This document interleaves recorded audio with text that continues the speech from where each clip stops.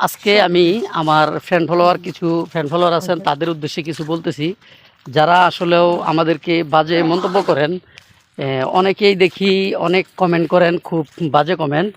তো এই তাদের উদ্দেশ্যে বলছি, আসলেও মানুষ কখনো সব কিছুই মায়ের পেট থেকে শিখে আসতে পারে না।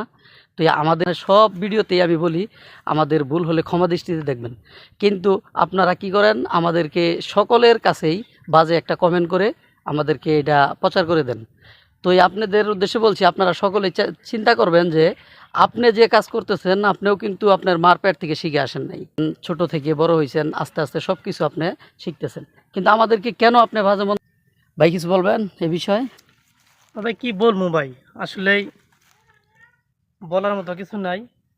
যাই হোক, দুঃখের বিষয় আসলে আমরা আমাদের কমেন্টগুলো পড়ে দুই একটা কমেন্ট আমাদের একটু খারাপ আসে, তাই বলার মতো কিছু আমাদের আসলে নাই। সবাই ভালো থাকবেন।